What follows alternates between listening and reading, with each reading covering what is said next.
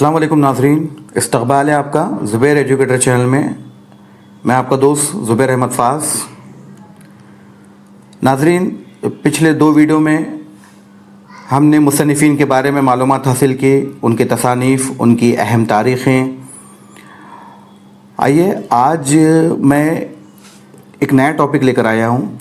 उससे पहले अगर आपने वो 2 वीडियोस नहीं देखे हैं तो उसकी लिंक मैंने डिस्क्रिप्शन में दे दी है, आप वो वीडियो ज़रूर देखिए। आइए आज के टॉपिक के बारे में बात करते हैं। आज मैं आपको उर्दू ज़बान का इर्तिक़ा और उनके जो नज़रियात है उसके बारे में सवाल जवाब की शक्ल में आपको समझाने की कोशिश करूँगा। साथियों, मैंने आप लोगों के लिए मुख्तलिफ़ रियासत के TET एग्ज़ाम में जो सवालात पूछे जाते हैं उनका मजमुआ किया हूँ और मुझे उम्मीद है कि महाटेट में भी ये सवालात आ जाएं। तो चलिए आज का वीडियो शुरू करते हैं। नाज़रीन, पहला सवाल है, उर्दू लसानियात किसकी किताब है? ऑप्शन नंबर ए है Hafiz Mahmood Sherani, option number B है Masood Hussain Khan, option number C है Shaukat Sabzwari, option number D है इनमें से कोई नहीं। तो नाज़रीन, सबसे पहले मैं आपको ये बताता चलूँ कि उर्दू लसानियत क्या है। देखिए, उर्दू लसानियत का मतलब है उर्दू ज़बान को साइंसी और तहक़ीक़ी अंदाज से समझना और परखना। यानी सादा लफ्ज़ों में उर्दू ज़बान के ढांचे और उसके इस्तेमाल का फ़ैज़ से मुताल्ला को हम उर्दू लसानियत कह सकते हैं। तो नाज़रीन, इसका सही जवाब होगा ऑप्शन नंबर सी। इसका सही जवाब है ऑप्शन नंबर सी, शौकत सब्ज़वारी। आइए नाज़रीन, दूसरा सवाल देख लेते हैं। उर्दू किस ज़बान का लफ्ज़ है? ये बहुत ही आसान सवाल है और बार बार एग्ज़ाम में पूछा गया है।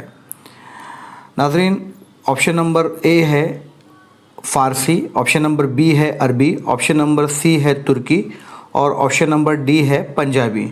तो इसका सही जवाब है तुर्की। उर्दू ये तुर्की ज़बान का लफ्ज़ है और इसके मायने लश्कर या फ़ौज के होते हैं। तो ऑप्शन नंबर सी सही जवाब। तीसरा सवाल, उर्दू ज़बान के एतबार से दकील अल्फाज किसे कहते हैं? ऑप्शन नंबर ए है दूसरी ज़बानों के वो अल्फाज जो बग़ैर किसी सूती व मानवी तब्दीली के साथ उर्दू में दाखिल हैं।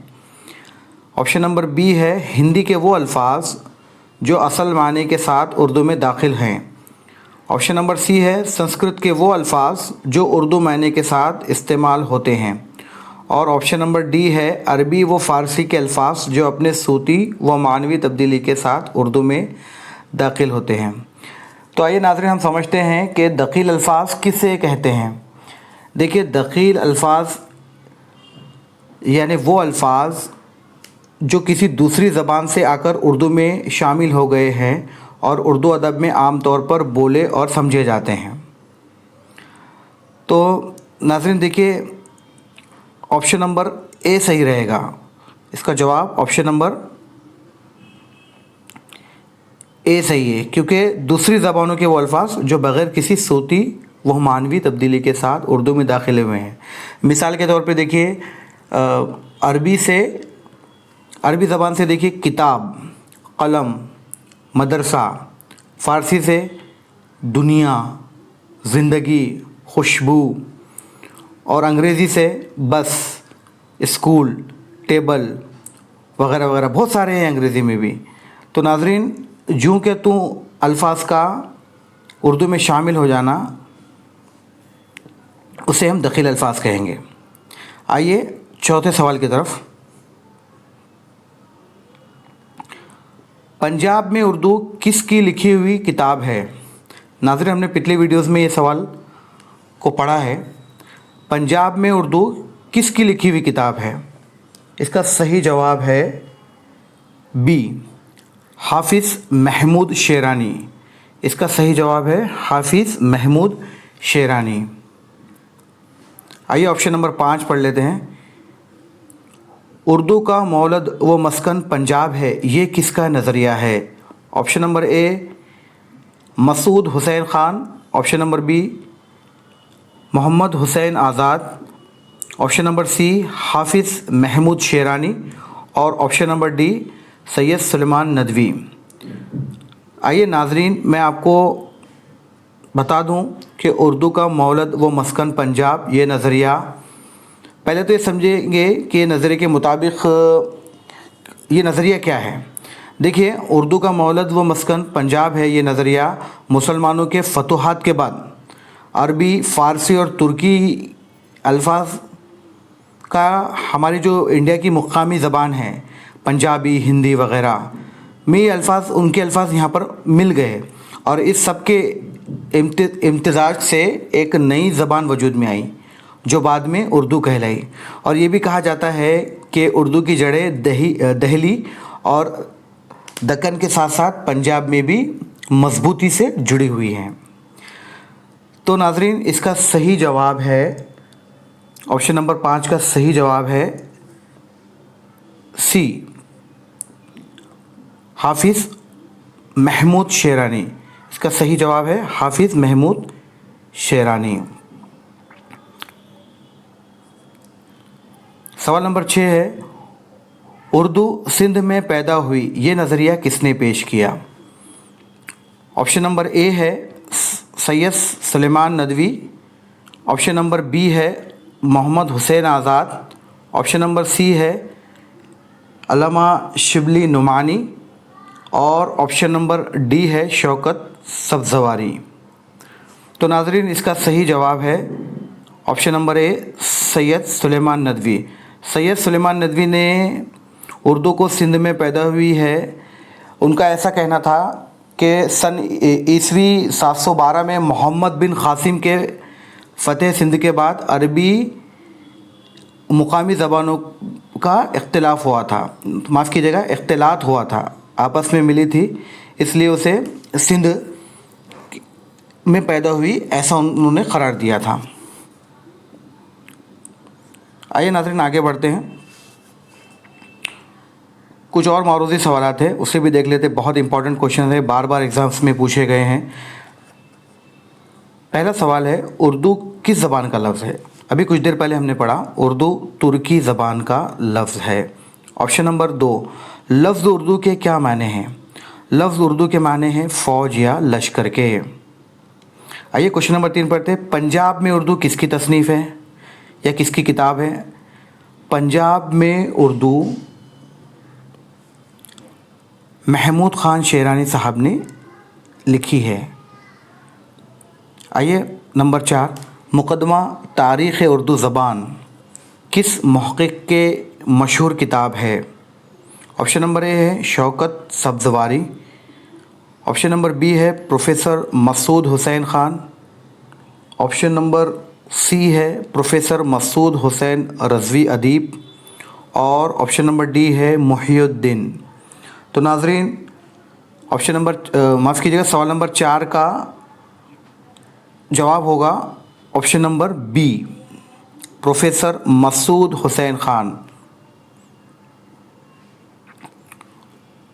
سوال نمبر 5, سید سلیمان ندوی کی تحقیقی تصنیف کا نام بتائیے.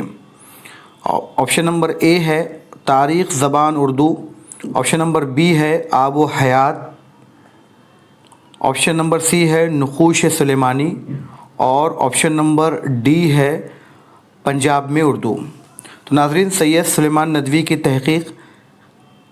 تحقیقی تصنیف کا نام نقوش سلیمانی ہے, یعنی آپشن نمبر سی اس کا صحیح جواب ہے.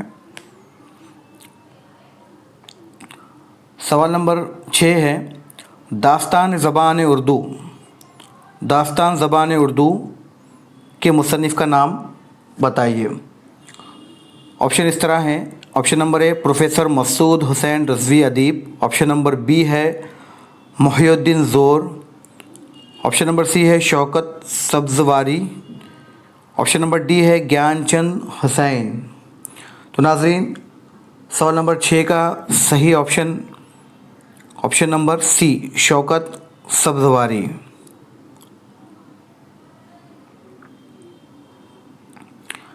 سوال نمبر 7, آب حیات کس مصنف کی تصنیف ہے؟ तो ये बहुत आसान सवाल है, बार बार पूछा भी जाता है। आब हयात मौलाना मोहम्मद हुसैन आज़ाद की तसनीफ़ है। ऑप्शन नंबर डी, ये बिल्कुल आसान सवाल है। सवाल नंबर 8, किस महक़िक़ का ख़्याल है कि उर्दू ब्रिज भाषा से निकली हुई है?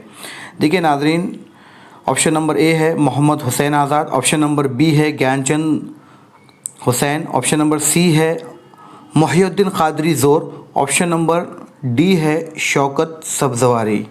तो नाज़रीन, सबसे पहले मैं आपको बता दूं कि ब्रिज भाषा किसे कहते हैं।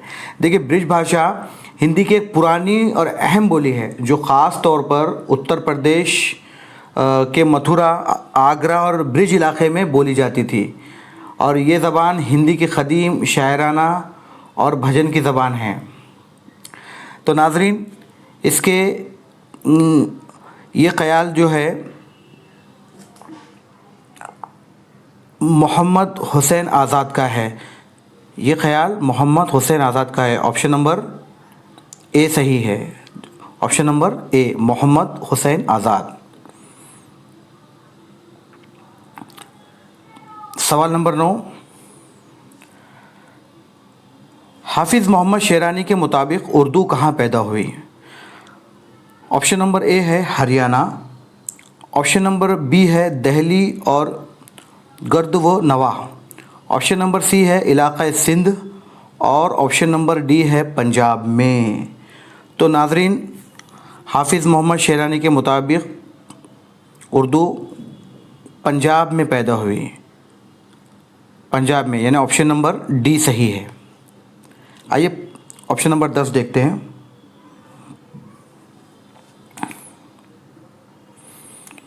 प्रोफेसर मसूद हुसैन ख़ान के मुताबिक उर्दू ज़बान की पैदाइश हुई कहाँ पर? ऑप्शन नंबर ए मेरठ और Saharanpur, option number B Delhi और नवाह Delhi, option number C Punjab, और ऑप्शन नंबर डी ओहद का इलाक़ा। तो नाज़रीन, इसका सही जवाब है दिल्ली और नवाह दिल्ली। ठीक है, दिल्ली और नवाह दिल्ली का मतलब ये हुआ कि दिल्ली के अतराफ़ का इलाक़ा। ऑप्शन नंबर बी इसका सही जवाब है, दिल्ली और दिल्ली के अतराफ़ का इलाक़ा या क़रीबी इलाक़ा, उसे कहेंगे नवाह दिल्ली। ऑप्शन नंबर 11, कौन मौखिक खड़ी बोली और उर्दू को असल करार देते हैं? ऑप्शन नंबर 11, कौन मौखिक खड़ी बोली को उर्दू के असल करार देते हैं? ऑप्शन नंबर ए है Gyanchand Hussain, option number B है Masood Hussain Khan, option number C है Shaukat Sabzwari, option number D है शमसुद्दीन क़ादरी। तो नाज़रीन, ऑप्शन नंबर 11 का सही जवाब है ज्ञानचंद हुसैन। ज्ञानचंद हुसैन के मुताबिक खड़ी बोली है। अब मैं आपको बता दूं खड़ी बोली किसे कहते हैं। खड़ी बोली हिंदी की एक अहम बोली है जो ज़्यादातर मेरठ, दिल्ली, सहारनपुर के अतराफ़ के इलाक़ों में बोली जाती है। और नाज़रीन, मैं आपको बता दूं कि यही वो बोली है जिसे आज हिंदी और उर्दू ने जन्म लिया है। ऑप्शन नंबर 12 और आखिरी सवाल, उर्दू की पैदाइश के मुताल्लिक़ सबसे मोतबर नज़रिया कौन सा है? उर्दू की पैदाइश के मुताल्लिक़ सबसे मोतबर नज़रिया, ऑप्शन नंबर ए दिल्ली से मंसूब है, ऑप्शन नंबर बी पंजाब से मंसूब है, ऑप्शन नंबर सी सिंध से मंसूब है, और ऑप्शन नंबर डी ये सभी। तो नाज़रीन, इसका सही जवाब है दिल्ली से मंसूब है। ऑप्शन नंबर ए है दिल्ली से मंसूब है। तो आइए नाज़रीन, आज हमने सवाल और जवाब की शक्ल में उर्दू ज़बान का इर्तिक़ा और चंद शोरा के नज़रियात के बारे में मालूमात हासिल की। मुझे उम्मीद है आपको ये समझ में आया होगा। आप इसी तरह चैनल पे बने रहिए। अगर आपने अभी तक मेरे चैनल को सब्सक्राइब नहीं किया तो सब्सक्राइब करिए, शेयर कीजिए ताकि और लोगों का फ़ायदा हो सके। और मेरे व्हाट्सएप ग्रुप को भी ज्वाइन कीजिए। व्हाट्सएप ग्रुप की लिंक मैंने डिस्क्रिप्शन में दे दी है। तो चलिए, अपना ख्याल रखिए, मिलते हैं अगले वीडियो में। तब तक के लिए अल्लाह हाफिज़।